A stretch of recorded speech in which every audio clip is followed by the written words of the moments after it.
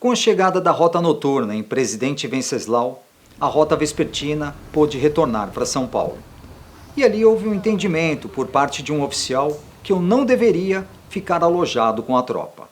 Foi feito um contato com o diretor dos presídios, que disponibilizou um alojamento dentro do complexo prisional P1, onde os presos cumprem pena no regime semiaberto, ou seja, de dia eles trabalham nas dependências do complexo e à noite são recolhidos para o interior da prisão.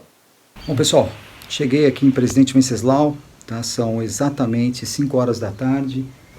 Tá? Esse aqui é o alojamento que disponibilizaram. Então a gente tem beliches, tá? Tem uma cama, uma outra beliche. Estou exatamente dentro da penitenciária de Presidente Venceslau. Então aqui é um alojamento onde ficou o comandante da rota na última visita. E aqui são os carros.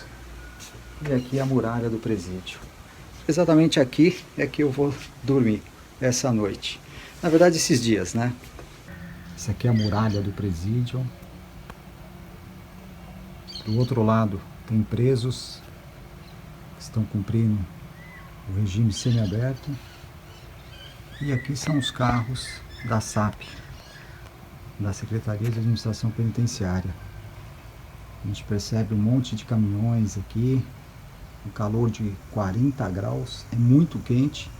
E aqui ficarei nos próximos 3 dias acompanhando o trabalho da rota, embarcado nas viaturas em torno do presídio de Presidente Venceslau. Então, antes de dar continuidade a essa segunda parte do documentário, é importante lembrar o que aconteceu em maio de 2006, onde o PCC atacou as forças de segurança de São Paulo. Muitos jovens não se recordam e por esse motivo irei fazer um breve resumo. Desde que o governo Franco Montoro assumiu em São Paulo, segurança pública foi tratada sempre como algo de segundo plano. Segundo, terceiro, quarto, quinto. E a rota é o osso encravado, entalado na goela dos tucanos. Eles não gostam de polícia. Da rota, então, eles odeiam. Parece até que eles estão trabalhando mancomunados com o crime organizado. Vejam só o que aconteceu em 2006. Uma facção criminosa que atua dentro dos presídios aterrorizou a maior cidade do Brasil. Segundo o governo e a mídia, os ataques tiveram início em virtude da proibição da visita no Dia das Mães. Na verdade, os presos não concordaram com a transferência para o interior do estado e, sobretudo, para Presidente Venceslau II. Quando eles destruíram a penitenciária 2 de Presidente Venceslau, o PCC fez questão, através dos seus integrantes, de derrubar tijolo por tijolo e dizer que o PCC não pisaria mais naquele local. E o governo do estado reconstruiu aquele presídio e determinou, até para que ficasse marcado, na minha opinião, para essa facção, que se destruíram iriam voltar para lá. Então eu não digo que a proibição de visita do Dia das Mães, pura e simples, porque isso já ocorreu em outras oportunidades, teria sido o fato que teria deflagrado os ataques. O que deflagrou os ataques foi a transferência de toda a liderança e outros integrantes de peso do PCC para um único local, a 600 quilômetros de distância da capital, que prejudica, no entender deles, a comunicação e prejudica também a questão das visitas. Na tarde de sexta-feira, a Polícia Federal intercepta uma ligação alarmante e imediatamente repassam para as autoridades, informando sobre os ataques. Explode as primeiras rebeliões no interior. Muitos policiais e agentes acabaram sendo mortos. Porque tentaram esconder o que estava acontecendo. Foi o que piorou mais a coisa, que depois desencadeou uma situação muito difícil, que aí sim tiveram que pôr a rota na rua com tudo. Por volta de 8h30 da noite, começamos a ouvir pela rede de rádio vários pedidos de apoio e socorro de policiais militares de outras regiões. Fomos deslocados para a Zona Leste de imediato e, sem sabermos o que estava realmente acontecendo, Era muito comum vermos ônibus incendiados. Você via as delegacias de polícia e os batalhões da polícia militar sitiados com barricadas de pneus, enfim. A população ficou dentro de casa assustada, apavorada. O comando, o governo, pediu para que os policiais, principalmente da rota, fossem para as ruas. Eu lembro da rota porque eu acompanhei. Vamos lá, precisamos de vocês, é a hora. E o pessoal foi. Em todos os bairros da capital, região metropolitana, até mesmo litoral, muitos policiais foram feridos. Policiais em serviço, policiais de folga. Tivemos um caso de um bombeiro fardado, desarmado, que tem como missão salvar vidas, foi morto covardemente nesses ataques. Não, é evidente que isso aí, essa desinformação levou à morte de policiais. Covardia, omissão, porque eu acho que é uma questão de lógica. Se você sabe o que está acontecendo, o que pode acontecer, deveriam ter informado a tropa também, né? Muitos policiais, quando terminava o turno de serviço, disseram que não ia embora. O pessoal falou, não, você precisa ir embora descansar, trocar de roupa. Ele não ia embora, não vou embora. Aí você chegou uma hora que você não tinha viatura para poder sair, porque para tanta tropa que tinha. Isso é exemplo de policial. Infelizmente, alguns foram desconsiderados depois, né? Foram para a guerra e alguns depois foram afastados novamente. Quando precisou, foi bom, depois deixaram para lá, né? Mais uma vez. Os ataques não cessavam. E no meio do caos, uma advogada se apresentou às autoridades dizendo saber como parar essa onda de terror. Imediatamente, o governo concedeu sua ida de avião até o presídio de Presidente Venceslau, acompanhada de um delegado de polícia e um corregedor administrativo. E aí houve o acordo. Aquele acordo que nunca eles assumiram, covardemente. Nunca assumiram. A Marcola, por favor, tá aqui o celular, manda parar. O que diz de acordo foi isso, na verdade. E foram até Presidente Venceslau, porque essa advogada havia dito para esses policiais do DEIC, que levaram isso então ao secretário de Segurança, que ela tinha condição de terminar com a rebelião, porque precisaria passar para outros integrantes de outros locais que o Marcola estava vivo. Nesse caso aí, até por parte da imprensa, houve uma glamourização do Marcola, né, do PCC. Eu soube de algumas situações, como o Marcola, por exemplo, durante a revista dos policiais não virar de costas com a mão para a parede, enfim, algumas situações que não deveriam ter ocorrido. Assim como mandar alguém na penitenciária, no RDD ou na penitenciária de Presidente Bernardo para ver se o Marcola estava vivo, também não cabia. Na minha opinião, não deveriam ter trazido o Marcola para a sede do DEIC. Nesse dia, uma tarde de sexta-feira, que Marcola falou para o delegado, botando o dedo na cara dele. O senhor não pode mexer comigo, mas eu posso matá-lo e posso matar a sua família toda. Falou isso dentro do DEIC. Você acaba empoderando esse integrante em rede nacional, aí mandar sanduíche para ele, dar Coca-Cola. O fato que uma movimentação dessa dimensão de toda a liderança do PCC, ela deveria ter sido precedida de um estudo. No final dos ataques e da maior rebelião planejada do país, o governo substitui o secretário de Administração Penitenciária.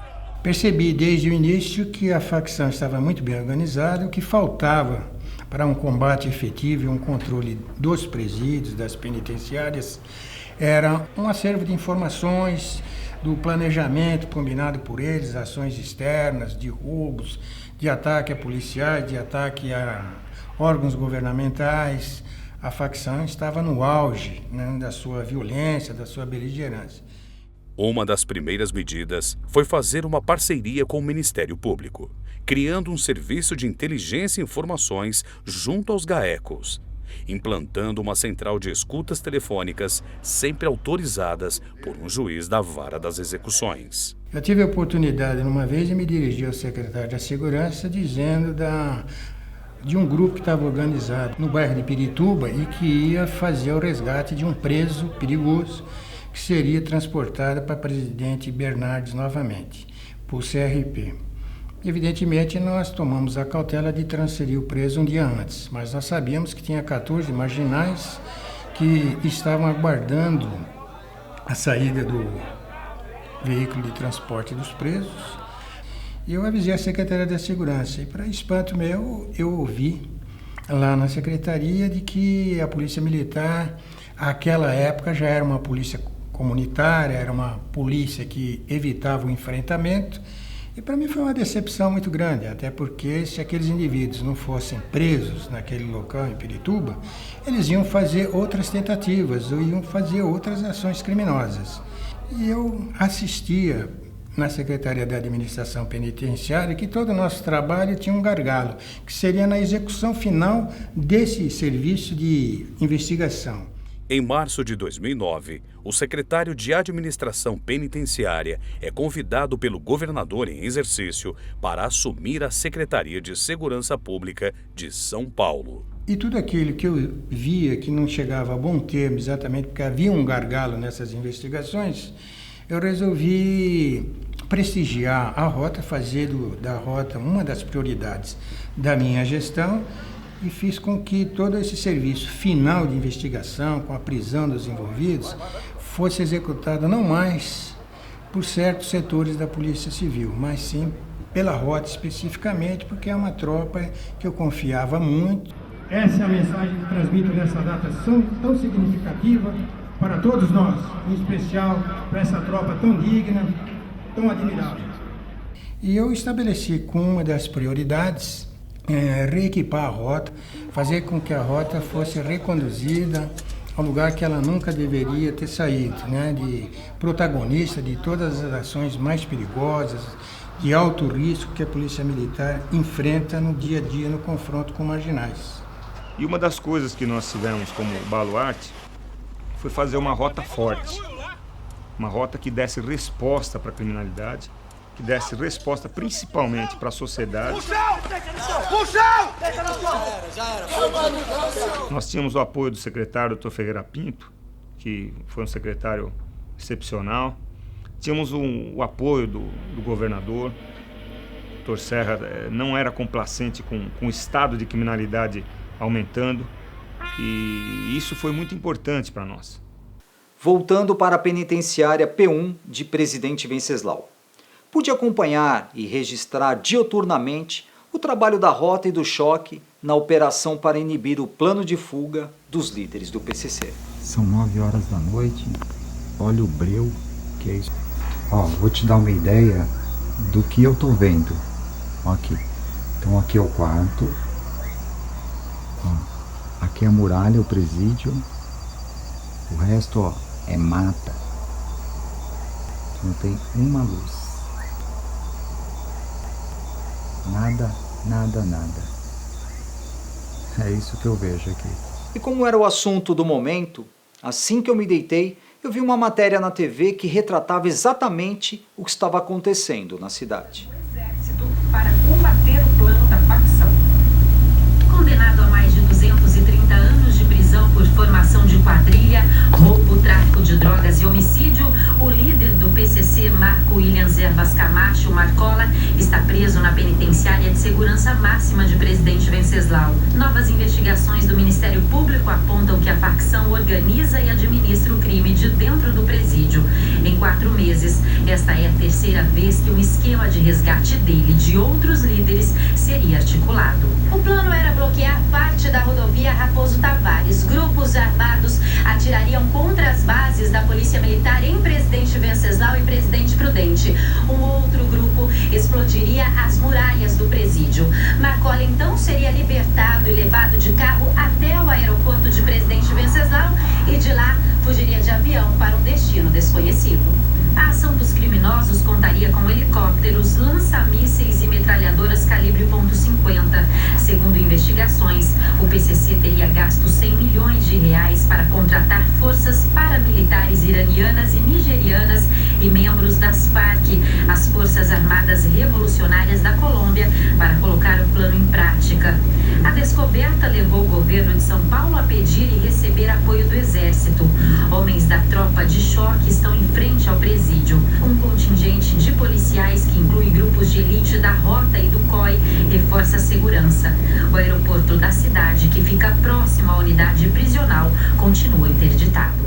Após uma noite mal dormida, em virtude de estar dentro de um presídio semiaberto, às 5 da manhã eu me levantei e já fiquei pronto e atento uma vez que a minha equipe só vinha me buscar mais tarde.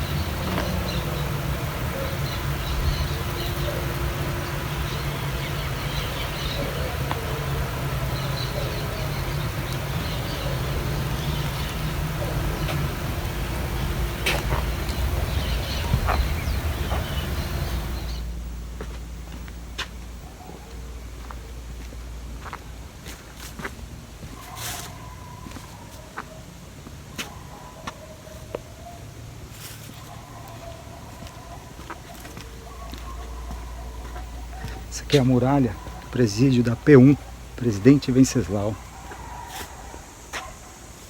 Aqui estão os carros de presos.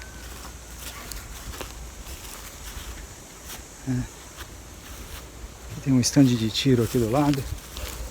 E é aqui que eu estou ficando, passando as noites e ficando. Esse alojamento foi reservado para mim. E aqui nós temos as muralhas. Pois é.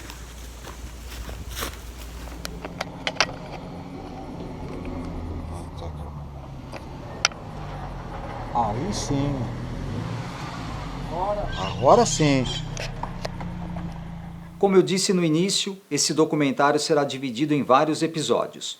E no próximo vídeo, irei mostrar o trabalho da Rota e do Choque no entorno da P2, o presídio onde os líderes da facção criminosa estavam presos.